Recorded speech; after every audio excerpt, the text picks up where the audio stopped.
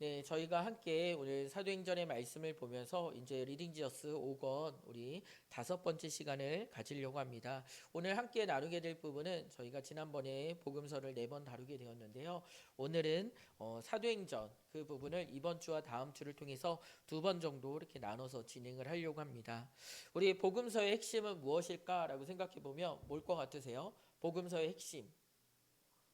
맞습니다. 우리 복음서 마태복음, 누가복음, 마가복음, 요한복음 이 모든 복음서의 핵심은 복음이죠. 복음이 무엇일까라고 보게 되면 결국 예수님의 오심과 그리고 죽으심과 또한 부활과 또한 승천하심 이 모든 것들이 하나님 나라가 임하였고 하나님 역사가 이 땅 가운데 도래하였다 시작되었다라는 그 놀라운 기쁨의 소식입니다. 그 소식이 복음서를 통하여 온 땅에 이제 선포되고 드러나게 되었는데요. 또한 오늘 저희가 보게 될 2주간 동안 이렇게 보게 될 사도행전도 마찬가지입니다. 사도행전에서 핵심으로 다루는 주제 또한 이 복음입니다. 우리가 이런 부분들을 생각해 보면 예수님께서 승천하신 이후 제자들이 무엇을 전했는가라고 봤을 때 예수님의 죽으심 또한 부활 그리고 다시 사심 그리고 이 모든 것들을 하나님 나라가 임한 이 기쁜 소식을 다른 이들에게 온 땅에 선포하는 내용들이 이제 사도행전 곳곳에 등장하게 됩니다. 그러면서 저희가 누가복음 24장 44절에서 48절 말씀을 같이 한번 읽어보려고 하는데요. 왜 그러냐면 이 사도행전의 저자가 또한 누가복음을 기록했기 때문입니다. 그래서 누가복음 그 부분에 이제 후반부에 있는 내용을 우리 같이 한번 읽어보도록 하겠습니다. 누가복음 24장 44절에서 48절 말씀입니다. 우리 드린 유인을 통해서 한번 같이 읽도록 하겠습니다. 시작.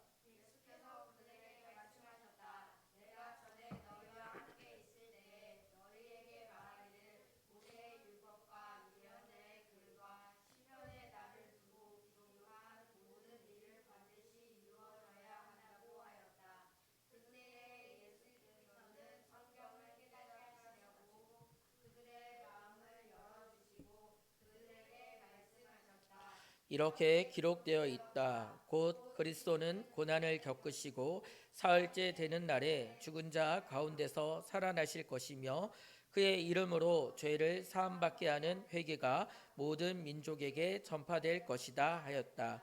너희는 예루살렘으로부터 시작하여 이 일의 증인이다. 아멘. 아까 말씀드린 것처럼 복음서의 핵심도 복음이고 사도행전의 핵심 주제도 복음입니다. 그런데 조금 확장된 개념이 있죠. 오늘 누가복음 24장에 보게 되면 예수님께서 제자들에게 무엇라고 말씀하셨냐면 예수님의 고난 겪음 그리고 죽음 그리고 부활 이 부분에 대해서 말씀하셨습니다. 그런데 그의 이름으로 즉 예수님의 이름으로 제사함을 받게 하는 회개가 모든 민족에게 전파될 것이다 라는 부분은 복음서에 기록된 내용은 아니에요. 그러면 그 내용은 어디에서 이어지게 될까요? 복음서 다음에 사도행전 그 부분처럼 이 부분들은 바로 사도행전에 담겨져 있는 내용입니다. 예수님의 이름으로 제사함을 받는 회개가 모든 민족에게 전파되는 그런 내용들이 예수님께서 말씀하신 부분들이 이루어지는 그 파트가 사도행전이라는 것이죠. 그래서 너희는 예루살렘으로부터 시작하여 이 일의 증인이다라고 얘기하는데요. 이 증인이라는 단어가 굉장히 중요합니다. 우리가 사도성이라고 얘기하는 부분들이 있는데요. 그때 사도의 조건을 보게 되면 예수님의 생애, 바로 죽으신 부활, 그리고 다시 사심 가운데서 승천하신 부분들을 보고 또한 그 본 내용들을 증거하고 전할 수 있는 그런 증인의 역할을 한다라는 것이죠. 이런 사도성을 계승해서 바로 교회에도 어떤 부분일까요? 바로 예수님의 오심과 또한 죽으심 그리고 부활과 승천을 저희가 말씀 안에 목격한 증인으로서 이 부분을 모든 민족에게 땅끝에 우리가 증거하고 또한 선포해야 될 것입니다. 우리 밑에 있는 내용도 한번 같이 읽어볼까요? 리딩 지어스에 있는 내용인데요. 사도행전은 복음의 핵심 내용과 그 복음이 모든 민족에게 전파되는 과정을 보여준다. 그 시작은 예루살렘에서 시작하여 모든 족속에게 전파된다 라고 나와 있습니다. 그러면서 사도행전의 구조를 좀 먼저 설명해 드리려고 합니다. 사도행전을 크게 두 부분으로 나누게 되면 1장부터 12장까지 나누고요. 또한 13장부터 28장까지 나누게 됩니다. 이렇게 크게 두 부분으로 나눌 수가 있는데요. 그런데 각 부분마다 세 단락으로 저희가 한 번 더 살펴볼 수 있습니다. 전반부와 후반부를 나누는 가운데 전반부를 1장부터 6장 7절까지, 또한 6장부터 9장 31절까지, 또한 9장 32절부터 12장 24절까지 나누게 됩니다. 그러면 이렇게 나누게 된 이유가 무엇일까요? 각 단락 전반부와 후반부를 나누는 가운데 1장부터 6장, 6장부터 9장, 9장부터 12장까지 이렇게 명료하게 나누게 된 그 구분이 무엇일까요? 이 부분은 책에 나와 있는 것처럼 뒷부분도 동일합니다. 저희가 한번 살펴볼게요. 뒤로 넘어가서 후반부 13장부터 28장까지인데요. 그때도 13장부터 16장 5절, 16장 6절부터 19장 20절, 19장 21절부터 28장 31절까지 마무리되는 모든 부분 가운데서 어떻게 이런 부분들을 나누게 될까요? 아까 제가 유인물로 드린 부분에서 마지막 절을 제가 붉은색 글씨로 이렇게 표시해 드렸죠. 거기서 공통적으로 나와 있는 것은 무엇인가요? 하나님 말씀이 점점 왕성하여 성도의 수가 많아지고 하나님 나라가 계속해서 전진한다라는 그 내용으로 마무리하고 있다라는 것입니다. 사도행전 1장 1절부터 28장 31절까지 전체적으로 시작과 끝을 다루는 내용들을 보게 되면 그 내용의 핵심은 하나님 나라라는 것을 우리가 생각할 수 있습니다. 그러면 이렇게 사도행전은 처음부터 끝까지 하나님 나라의 전진, 하나님 나라의 확장 이 부분들을 위하여 계속해서 나아가고 있다라는 것이죠. 그냥 지역만 예루살렘에서 온 유다, 사마리아 땅끝으로 나아가는 것이 아니라 놀랍게도 그들이 복음을 들고 하나님 나라를 확장하기 위하여 계속해서 전진하고 있는 모습들을 보여줍니다. 이제 그 복음이 누구에게 전해졌을까요? 우리 백오 성도교회 공동체에게도 전해지고 각자의 삶에도 예수님을 통하여 예수님의 죽으심, 부활, 승천하심 그리고 그 놀라운 복음의 소식을 듣고 하나님 나라가 우리 안에 임하고 이제 누리게 되었습니다. 주일날 그 말씀을 드렸죠. 새하늘과 새 땅. 그 본질은 하나님과 함께 하시는 것이고 아직 이루어지지 않았지만 이미 그 하나님 나라가 우리 안에 이루어진 가운데 있습니다. 자, 그렇다라고 한다면 우리는 무엇을 생각해 봐야 될까요? 내가 오늘도 그 하나님 나라의 전진 가운데 온전히 쓰임 받고 있는지 우리가 다시 한번 되새기며 생각해 봐야 된다라는 것이죠. 우리는 각자 오늘 하루를 어떻게 살았는가라고 되돌아보면 각자 목적이 있고 뜻함이 있고 계획이 있었을 것입니다. 그런데 그 모든 부분들이 하나님 나라의 확장을 위하여 내가 쓰임 받았던 그 날들과 시간들인지 우리는 되새겨 봐야 된다라는 것이죠. 사도행전의 모든 그 부분들을 보게 되면 그 방향과 또한 그 삶과 걸음은 하나님 나라의 확장을 위하여 쓰임 받고 선포되었습니다. 비록 어린아이일지라도 때로는 가정이 있는 사람일지라고 하더라도 바쁜 직장 생활을 한다라고 할지라도 우리는 어떤 부분들이 있어야 될까요? 매 순간 하나님 나라가 내 삶 속에서 나를 통하여 이웃으로 땅끝으로 확장되는 그 일들을 소망하며 나아가야 될 것입니다. 오늘 이 수요기도에 오신 모든 분들이 그런 마음을 품고 살아갔으면 좋겠습니다. 각자 취미 생활을 하던 때로는 각자 어떤 게임을 하던 각자 운동을 하고 또한 여러 가지 일들을 보내던 내 마음 안에서 하나님 나라가 확장되고 또 하나님 나라의 은혜들을 누리는 가운데서 이 부분들이 세상과 이웃들에게 드러날 수 있기를 소망합니다. 어떻게 드러날 수 있을까요? 우리가 생각하는 거, 우리가 바라는 거, 소망하는 거, 우리가 말하는 거, 우리가 선택하는 모든 것들이 하나님 나라의 영광을 드러낼 수 있고 우리가 하나님 나라를 누리는 가운데서 한 걸음 한 걸음 전진한다라는 것이죠. 세상은 물질에 또한 자신의 꿈에 빠질 때 우리는 하나님의 뜻이 무엇인가 말씀 안에 살펴보는 것조차 하나님 나라가 임하고 하나님 나라의 전진을 우리가 삶 속에서 누리고 고백할 수 있다라는 것입니다. 다시 한번 말씀드리지만 또한 사도행전의 핵심 메시지는 하나님 나라입니다. 그래서 처음부터 끝까지 그리고 모든 부분들이 그 하나님 나라에 확장되는 부분들을 다시 한번 고백하고 있고 우리에게 말하고 있는 것입니다. 복음은 하나님 나라의 메시지고 또한 사도행전에서는 복음서보다 더 구체적으로 복음의 메시지가 무엇인지 나타나게 된다는 것이죠. 생각해보면 복음서가 복음에 대해서 가장 잘 다루고 가장 잘 나타낼 것 같은데 어떻게 사도행전에서 구체적으로 더 복음에 대해서 보여줄 수 있을까라고 생각해 보면 앞서서 빠져 있는 부분이 있죠. 그 복음이 확장되는 부분, 그리고 그 복음이 우리 안에 들어와서 하나님 나라가 임하고 또한 그 통치와 하나님의 은혜를 누리는 이 모든 부분까지 포함되어 있는 것은 사도행전이라는 것입니다. 다시 한번 말씀드리면 복음서보다 사도행전이 더 복음에 대해서 구체적으로 나와 있는데요. 놀랍게도 예수님의 죽으심과 부활, 승천뿐만 아니라 그 하나님 나라가 임하고 어떻게 역사하는지 이런 부분들까지 구체적으로 다뤄진 그 본문이 바로 사도행전이라는 것이죠. 우리는 이 부분들을 보면서 사도행전에 나타난 그 하나님 나라를 생각해 봐야 될 것입니다. 이렇게 복음서에서는 예수님을 통해서 하나님 나라가 선포되었죠. 회개하라 천국이 가까이 왔느니라 라는 그 말씀이 있었고요. 또한 사도행전에서는 그러면 어떻게 하나님 나라가 전파되었을까라고 보게 되는데요. 이 부분이 오늘 읽었던 사도행전 1장 8절에 잘 나와 있습니다. 저희가 사도행전 1장 8절을 한 번 더 다시 읽어보도록 할까요? 사도행전 1장 8절입니다. 한번 같이 읽도록 하겠습니다. 함께 읽도록 하겠습니다. 시작.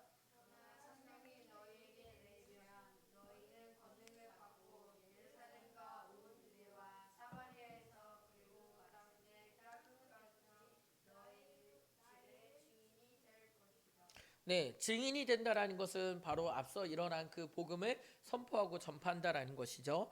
그런데 예루살렘, 온 유대, 사마리아 땅 끝까지 나아가는 가운데서 앞서서 전제 조건이 있어요. 뭐죠? 네, 성령이 우리에게 임하시면 우리가 권능을 받는다라고 말했습니다. 복음서에서 하나님 나라의 선포 확장은 예수님을 통하여 주도적으로 이루어졌다라고 한다면 사도행전에서는 놀랍게도 제자들이 또한 교회가 그 일들을 감당하는 것 같으나 전제 조건은 무엇이냐면 성령이 우리 안에 임하실 때 이것이 가능하다라는 것이죠. 하나님 나라의 확장은 성령님의 역사심을 통하여 이 땅에 나타나고 드러나게 된다라는 것입니다.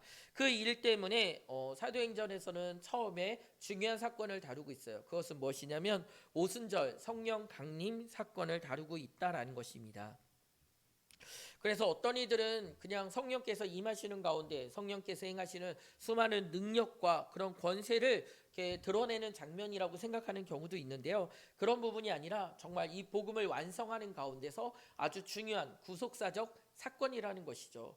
바로 성령께서 오실 때 아주 놀라운 일이 일어나게 되는데 요 내용은 저희가 사도행전을 한 장 한 장 읽어보시면서 좀 자세히 살펴보시고요. 오늘은 좀 간략하게 말씀을 드리도록 하겠습니다.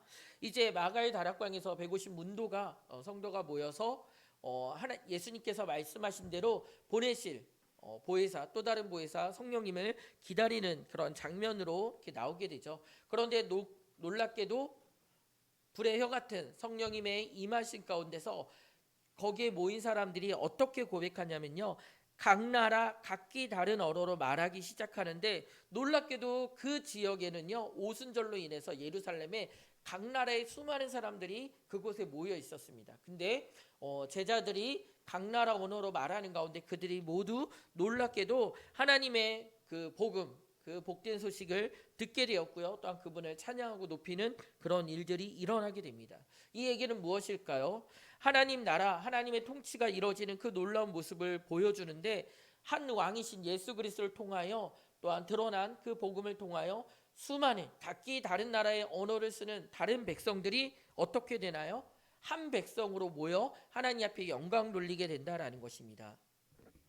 우리는 이 부분을 보면서 이전부터 구약 시대에도 성령께서 임하셨고 또한 놀랍게도 영원전에 또한 창조 역사와 또한 모든 그 사역 가운데 외적인 사역 가운데는 성부 성자 성령 하나님의 역사심이 있죠. 그런데 오순절 성령 강림 사건이 우리에게 아주 특별하게 다가오는 이유는 바로 새로운 역할로서 우리에게 오셨다라는 것입니다. 이 부분을 저희가 조금 더 이렇게 쉽게 생각해 보려면 창세기 10장부터 11장까지 나오는 바벨탑 사건을 보게 됩니다. 놀랍게도 바벨탑 사건을 통해서 어떻게 될까요? 노아 홍수 이후에 그들이 이제 우리가 모여서 가장 높은 탑을 쌓아보자, 하늘에 이르도록 탑을 쌓아보자라고 얘기합니다. 그때 하나님께서 그들의 악함을 아시고 그들을 흩으시는데 어떻게 흩으시냐면 서로 대화가 통하지 않도록, 말이 통하지 않도록 언어를 흩으시는 부분입니다. 그래서 제가 앞에 있는 사람과 얘기하려고 하더라도 서로 대화가 되지 않는 거예요.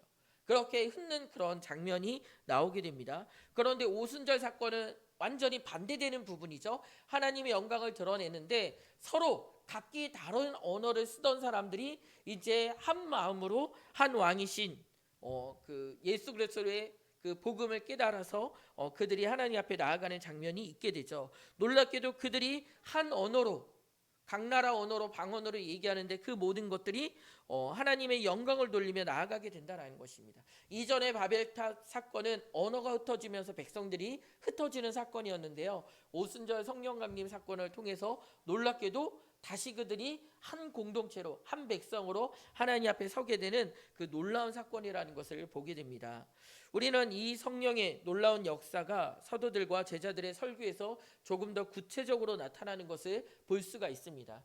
이후에 보게 되면 오순절 성령 강림 이후에도요, 베드로 또한 이후에 사도들을 통해서 계속해서 그 설교와 말씀들이 증거될 때마다 수많은 사람들이 어떻게 될까요? 하나님의 백성으로 돌이키는 그런 일들이 일어나게 됩니다. 그때 무엇을 사용하셨냐면 바로 사도들과 또한 제자들의 설교라는 것이죠. 즉 언어입니다. 그리고 이 부분들은 저희가 성경으로, 하나님의 말씀으로 이 시간 우리가 받아서 누리게 된다라는 것이죠. 즉 성령께서 새로운 사역, 새로운 역할로 오순절 이후에 일하시는 부분들이 있는데요. 그것은 무엇이냐면 하나님의 말씀을 통하여 하나님 나라가 증거되고 선포될 뿐만 아니라 그 말씀이 우리 안에 심겨지고 우리가 열매 맺는 것뿐만 아니라 그 말씀을 붙들고 증거하게 하십니다. 그래서 놀랍게도 그 복음의 증거의 걸음마다 성령께서 무엇을 통해서 역사하셨냐면 하나님의 말씀을 통해서 역사하셨다라는 것이죠. 사도행전을 읽다 보면 그들이 가서 보고 들은 그 모든 것들은 하나님의 말씀이거든요. 바로 고넬료에게도 증거한 부분들은 바로 예수님의 죽으심과 부활이었고, 또한 빌립이 또한 에디오피아 내시에게 가서 또한 복음을 증거했던 부분들도 그가 보고 있던 그 말씀 가운데서 하나님께서 역사하시고 또한 증거하신 부분이라는 것을 우리는 깨달아야 됩니다.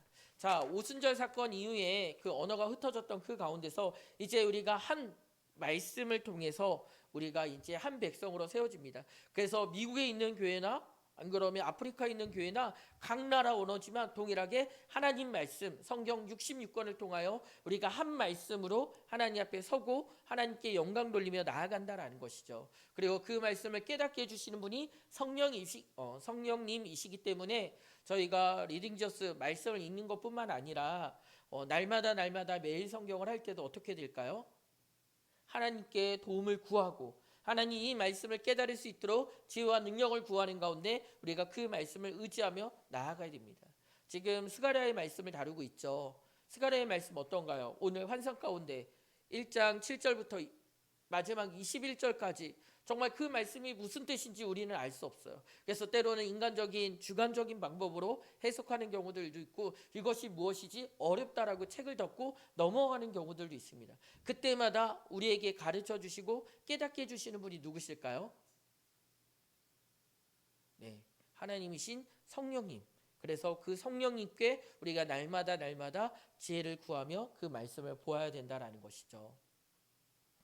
우리는 이런 부분들을 통해서 사도행전에 수많은 사도들과 제자들의 설교가 중요하게 담겨져 있는 것을 보게 됩니다. 그런 부분들을 유심히 보게 되면 이제 그 말씀이 기록되어 우리에게 증거되었고 우리가 그 말씀을 볼 때도 당시 역사하시는 그 성령님의 은혜를 우리가 다시 한번 생각하면서 오늘도 그 말씀이 나에게 하나님의 말씀으로 역사하여 주시기를 우리가 계속해서 기도하며 그 말씀을 봐야 될 것입니다. 이제 좀 후반부 있는 내용을 좀 다루려고 합니다. 저희가 예루살렘과 온 유대와 사마리아까지 사마리아를 지나서 땅끝까지 복음이 증거되는 내용이 어디에 나온다고요? 사도행전에 나오고 있습니다. 그렇죠? 근데 이 부분들이 무엇일까요?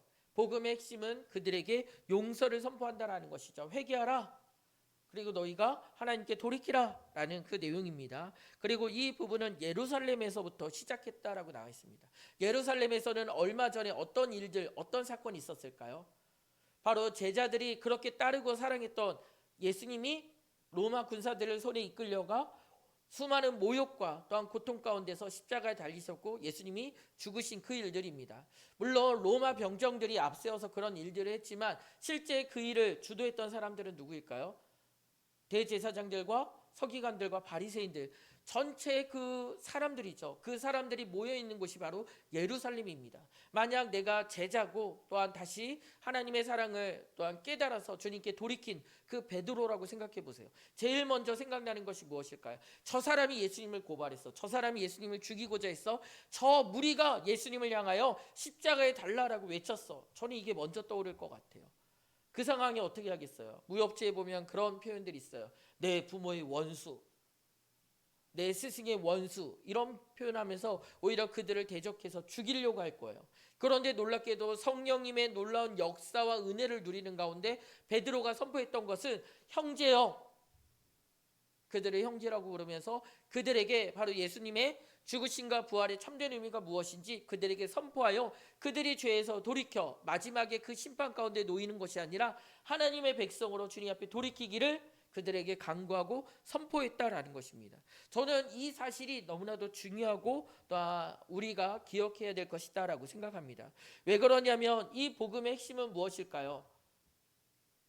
바로 예수님께서 나의 죄를 위하여 이 땅 가운데 오실 뿐만 아니라 나의 죄를 사하여 주신 그 용서의 놀라운 소식이 이제 나뿐만 아니라 예루살렘과 온 유대와 사마리아와 땅끝 이방인들에게도 증거되고 있다라는 사실입니다. 이 용서와 이 은혜의 복음이 우리 안에만 주어진 줄 알았는데 유대인뿐만 아니라 이방인, 시대를 뛰어넘어서 때로는 몸이 불편하던, 때로는 그 사람이 온전한 지식이 없던 하나님께서는 이 놀라운 소식이, 이 용서가 그들에게 선포되고 증거되기를 우리에게 맡기시고 또 우리에게 말씀하셨다라는 것이죠. 다시 한번 오늘 부분들을 보면서 우리는 누구에게 이 복음을 증거해야 될까라고 생각합니다. 놀랍게도 내가 용서받았다라고 한다면, 내가 1만 달란트를 탕감받은 자라고 한다면 우리는 다른 이들에게 하나님의 은혜 가운데 용서하고 그들을 위로해 주어야 될 것입니다.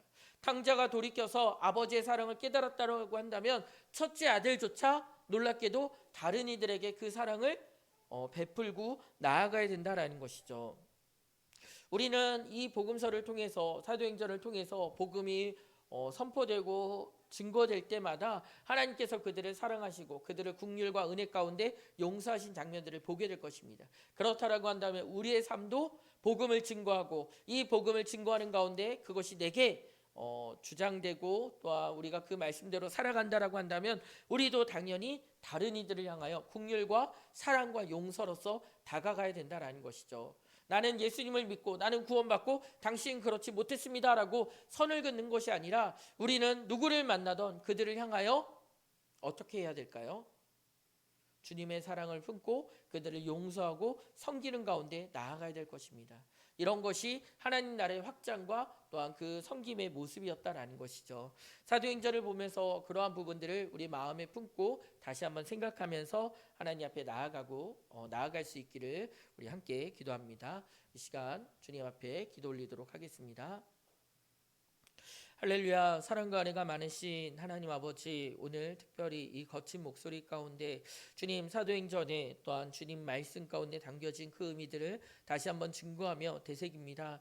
주님 복음을 선포했던 수많은 믿음의 선진들, 특별히 사도와 제자들, 몸된 교회가 그 하나님 나라의 확장에 온전히 쓰임받았습니다. 오늘도 소망하고 간구하는 것은 우리 또한 몸된 교회와 지체가 또 하나님 나라의 확장을 위하여 또한 전진을 위하여 온전히 쓰임받아 땅끝까지 그 복음을 들고 나아갈 수 있기를 소망합니다. 또한 이 시대 안에서 성령께서 그 말씀 안에 역사하시고 증거하심을 깨달아 그 말씀을 붙들 때마다, 그 말씀을 의지할 때마다 성령님의 도우심을 구하며 담대히 나아갑니다. 주님 붙들어 주시고 깨닫게 하여 주시고 인도하여 주시옵소서. 특별히 이 시간 하나님 앞에 간구하며 또한 나아갑니다. 주님, 우리가 받았던 그 놀라운 용서의 복음이 이제 땅끝과 세상 가운데 증거되며 나아가기를 소망합니다. 우리가 판단하고 우리가 정죄하는 것이 아니라 우리가 받았던 그 은혜의 복음을 다시 한번 이웃들에게 또한 사랑하는 이들에게 열방에게 선포하며 증거할 수 있기를 소망하오니 그들을 향한 하나님의 참된 용서와 또한 그 복음의 기쁜 소식이 온전히 증거될 수 있도록 우리를 마음껏 사용하여 주시옵소서. 이 모든 것 사랑과 은혜가 많으신 예수님의 이름으로 감사하며 기도드립니다. 아멘.